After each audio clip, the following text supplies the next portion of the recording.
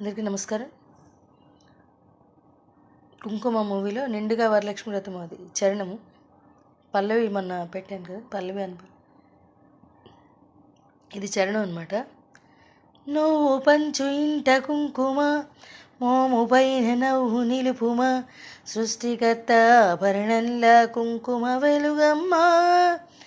గారి గారి గారి గారిగా రీ సరి సరి సరి సరి సాస సని దద సాస సరి గదపా.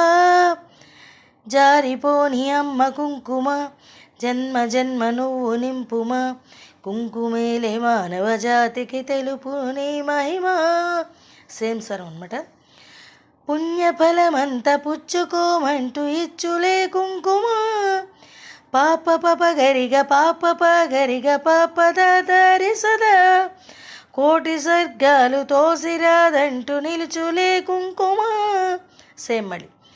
కుంకుమంటే ముగ్గురు మూర్తుల మూలం తెలిపేది, సదరి సాస పాప మగరిరి సాసని పపరేస.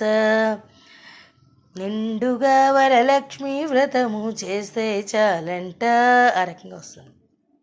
ఒకసారి సాహిత్యం అంత. నువ్వు పంచు ఇంట కుంకుమ మోము పైన నవ్వు నిలుపుమ, సృష్టిగత ఆభరణంలా కుంకుమ వెలుగమ్మ. జారిపోని అమ్మ కుంకుమ జన్మ జన్మ నువ్వు నింపుమ, కుంకుమేలే మానవ జాతికి తెలుపు నీ మహిమ. పుణ్యఫలమంత పుచ్చుకోమంటూ ఇచ్చులే కుంకుమ, కోటి స్వర్గాలు తోసిరాదంటూ నిలుచులే కుంకుమ. కుంకుమంటే గురుమూర్తుల మూలం తెలిపేది, నిండుగా వరలక్ష్మి వ్రతము చేస్తే చాలంట. నిండు వరముల వర్షం కురిసే పండుగలే అంట.